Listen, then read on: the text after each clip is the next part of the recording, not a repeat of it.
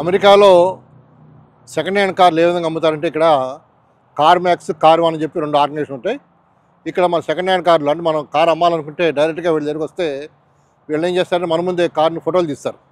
కార్ని బయట లోపల టైర్లు ఇంజిన్ ఫోటోలు తీసి ఆన్లైన్ చేసి ఆ కంపెనీకి పంపిస్తారు. ఇమీడియట్గా మన యొక్క వాల్యూ ఎంత అనేది వాళ్ళకి ఆన్లైన్లో వచ్చేస్తుంది. మన దానికి ఓకే అనుకుంటే ఇమీడియట్గా మన చెక్ రాసి ఇచ్చేస్తారు. తర్వాత వాళ్ళు ఆ కార్ని మళ్ళీ రిపేర్ చేసుకుని దాన్ని మళ్ళీ ఎన్హాన్స్ చేసుకుని మన వారంటీ కార్డు ద్వారా మళ్ళీ సెకండ్ హ్యాండ్ కార్స్ అమ్ముతుంటారు.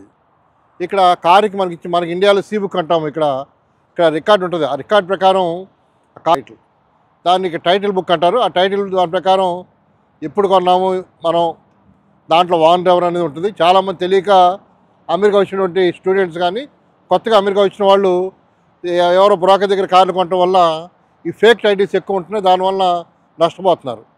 మనకి కరెక్ట్గా కార్ ఉండాలి, టైటిల్ కరెక్ట్గా ఉండాలంటే ఇటువంటి కార్మాక్స్ కానీ కార్1 మన సెకండ్ హ్యాండ్ కొనుక్కుంటే చాలా బాగుంటుంది.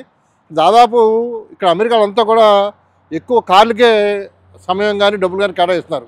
మళ్ళాగా అక్కడ బంగారు కొట్లు, చీరల కొట్లు, లేకపోతే ఎస్ఆర్ కొట్లు రోడ్డు మీద కనపడవు. కొన్ని లక్షల కార్లు అమెరికా రోడ్డు మీద తిరుగుతూ ఉంటాయి. కొన్ని వేల పెట్రోల్ బంకులు, కొన్ని లక్షల కార్లు తిరుగుతూ ఉంటాయి. ఏ కారు చూసినా నీట్గా ఉంటుంది. పేరుగా సెకండ్ హ్యాండ్ కార్ కానీ అన్ని బ్రాండ్ న్యూ కార్లాగా చక్కగా కార్మాక్స్లో కనబడుతున్నాయి. ఇవి ఇక్కడ ఏమి మళ్ళాగా షోకేస్లో పెట్టి లోపల వేసుకుంటాం. అమ్మటం చేయడం అంతా కూడా ఓపెన్గా రోడ్డు పక్కనే వాళ్ళపై అమ్ముదేస్తారు. మనం తీసుకున్నట్టు వెళ్ళిపోవటమే. అంతేగాని మళ్ళాగా ఇండియాలో షోపటప్ అంతా ఏముంటుంది. ఇక్కడంతా కూడా టైటిల్ ప్రకారం తీసుకోవడం. కార్లు అన్నీ కూడా ఏ కార్ చూసినా అన్ని రకాల బ్రాండ్స్ కార్మాక్స్లో ఉన్నాయి. ఈ కార్ చూడటానికి మనం ఇక్కడ వచ్చాం. ఇప్పుడు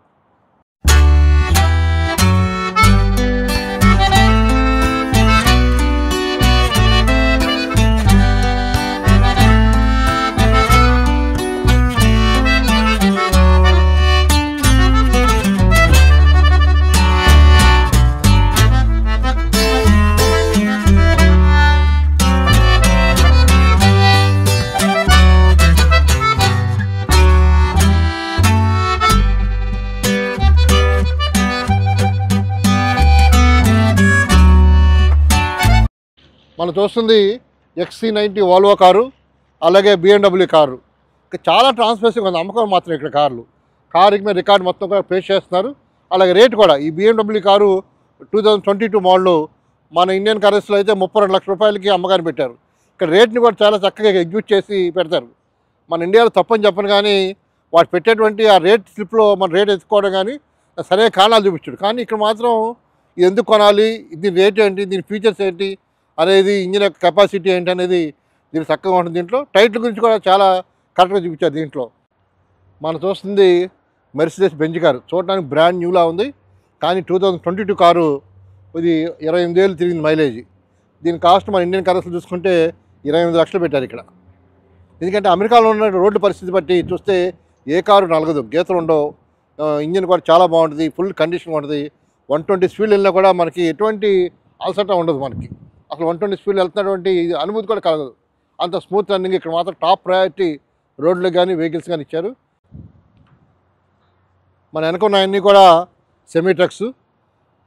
అమెరికాలో దాదాపు 100 వెహికల్స్లో 70 వెహికల్స్ ఈ సెమీ ట్రక్సే ఉంటాయి. దీని యొక్క ఇంపార్టెన్స్ ఏంటంటే ప్రతి ఒక్క వెహికల్లో 4 కూర్చోవచ్చు, వెనకాల ట్రక్ ఉంటుంది.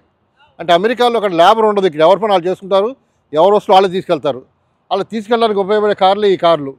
ఇంట్లో 4 ముందు కూర్చుని వెనకాల ట్రక్కులో మనకు కావాల్సిన గూడ్స్ కానీ, లేదా మన ఎచ్చాలు కానీ, కుండీలు కానీ, లేదా మొక్కలు కానీ ఏ కావాలంటే ఆ ట్రక్కులో తీసుకెళ్ళడానికి ఉంటుంది.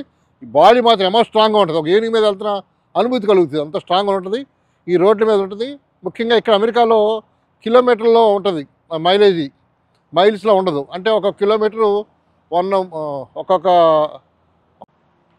మన ఇండియాలో అయితే అంత కిలోమీటర్లో ఉంటుంది. కానీ అమెరికాలో అంతా కూడా మైల్స్లో ఉంటుంది. అంటే ఒక మైల్ వచ్చేసరికి 1.6 కిలోమీటర్తో లెక్క. అంటే 100 మైళ్ళు వెళ్ళామంటే ఆ 160 కిలోమీటర్లు ట్రావెల్ చేసినట్టు. మరి స్పీడోమీటర్ కానీ, రోడ్డు మీద మైల్స్ కానీ అన్నీ కూడా ఇక్కడ అమెరికాలో మైల్స్లోనే చూపిస్తారు. దీంట్లో ఈ వెహికల్స్లో కార్మాక్స్లో బ్రహ్మాండంగా మనం రావడానికి సెకండ్ హ్యాండ్ కార్ కొంటాకు వచ్చినా చూడడానికి బ్రాండ్ న్యూ కార్లు ఇక్కడ కనబడుతూ ఉంటాయి. ఈ కారు ఎంత ముద్దు వస్తుందో. ఆడి Q5 2018 మోడలు, 40,000 మైలేజ్ తిరిగింది, 20 లక్షలు రేటు పెట్టారు. బ్రహ్మాండంగా ఉంది. ఇండియా వాళ్ళు వచ్చి కారు కొనుక్కెళ్ళండి. విపరీతంగా ఉండేటువంటి మారుతి మోడల్స్ మన ఇండియాలో ఉన్నాయి. కానీ అమెరికాలో మాత్రం ఒక్క మారుతి మోడల్ లేదు. ఇక్కడ కియా కార్లు ఉన్నాయి. ఇక్కడ ఇంకా అమెరికా కార్లు ఇండియాలో ఉండవు, ఇండియా కార్లు అమెరికా ఉండవు. కానీ హుండై కార్లు మాత్రం కామను. అక్కడ ఇక్కడ కూడా హుండై కంపెనీ కార్లు ఉన్నాయి. ఇక కియా కారు ఉంది మన ముందు. ఈ కారు 2016 మోడలు, 16,000 తిరిగింది. ఇది 13 లక్షలు పెట్టారు. కానీ చూడటానికి బ్రాండ్ న్యూ, చిన్నగా చక్కగా రెడ్ చిలకలాగా ఉంది కారు. ఫోర్ సీటర్ బ్రహ్మాండంగా ఉంది కారు. ఎక్కడ ఒక్క స్క్రాచ్ కూడా లేదు. కారు 13 లక్షల రూపాయలకి వాల్యూ పెట్టారు కార్మాక్స్లో.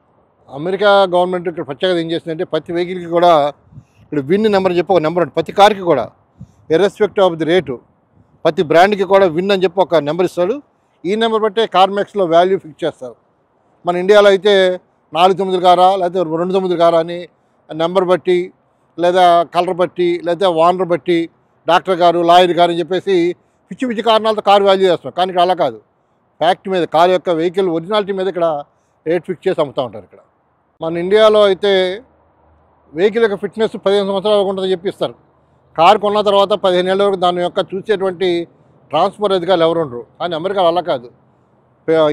ఎలక్ట్రిక్ కార్ అయితే 10 సంవత్సరం, పెట్రోల్ కార్ అయితే 12 సంవత్సరాలకి ఖచ్చితంగా ట్రాన్స్పోర్ట్ అధికారి దగ్గరికి వెళ్ళి మన కార్ని చెక్ చేయించుకోవాలి. వాళ్ళు కార్ని చెక్ చేసి ఫిట్నెస్ ఉంటే మనకి ఇలాగ నెంబర్ ఇస్తారు. ఇప్పుడు ఈ కారు ఉందనుకోండి, 2026 మే వరకు కూడా ఈ కార్ ఫిట్నెస్ ఇస్తారన్నమాట. ఈ ఫిట్నెస్, ఈ లేబుల్ లేకపోతే పోలీసు వారు ఆపి చలానా ఫైన్ వేస్తారు ఇక్కడ. కాబట్టి 12 సంవత్సరాలకి పెట్రోల్ కారు, 10 సంవత్సరాలకి ఎలక్ట్రానిక్ కార్ని ట్రాన్స్పోర్ట్ అధికారులు చెక్ చేసి వెహికల్ ఫిట్నెస్ ఉందని రాస్తారు. అందుకే ప్రమాదాల శాతం చాలా తక్కువ ఇక్కడ అమెరికాలో. మనం చూస్తున్నది జీప్. మళ్ళుగా రవితేజ గారికి ఈ కార్ అంటే చాలా ఇష్టం. కాదు అమెరికా దీన్ని తీసుకుని నుంచి మన ఇండియా తీసుకురాలేం కాబట్టి ఇది కొట్టలేదు. కానీ ఇక చాలా బాగుంది. ఇది 28,000 తిరిగింది. దీని కాస్ట్ 24 లక్షలు. ఇది మన ఇండియాకి దీనికి తేడా ఏంటంటే మనం అంతా కూడా రైట్ సైడ్ డ్రైవింగ్ ఉంటుంది. ఇక్కడ అమెరికాలో ప్రతి వెహికల్ కూడా లెఫ్ట్ సైడే డ్రైవింగ్ ఉంటుంది. దాని తగ్గట్టుగానే రోడ్లు కానీ సిగ్నల్స్ అన్నీ కూడా ఫ్రీ లెఫ్ట్ ఉంటాయి. ఆ ప్రకారం వెళ్తూ ఉంటుంది. ఇంకో అదర్ ఇంపార్టెంట్ ఫీచర్ ఏంటంటే ఇక్కడ మన అమెరికాలో కార్ అమ్మితే ట్యాక్స్లు, కొన్న ట్యాక్స్లు పోతూ ఉంటాయి మనకి. ట్యాక్సులతో మన కారు 1000 రూపాయలు కొంటే దాంట్లో 200 ట్యాక్సులకి మన గవర్నమెంట్ మన నుంచి దోచేస్తుంది. అమెరికాలో అలా కాదు. ఇక్కడ సపోజ్ 10 లక్షల కారు మనం అమ్మేస్తే 15 లక్షల కారు కొత్త కారు కొంటే ఇటువంటి చోట మనం 5 లక్షలకే ట్యాక్స్ కడితే సరిపోతుంది. అంటే 10 లక్షలు మనం ట్యాక్స్ ఎగ్జామ్షన్ దీంట్లో మనకు వస్తుందన్నమాట.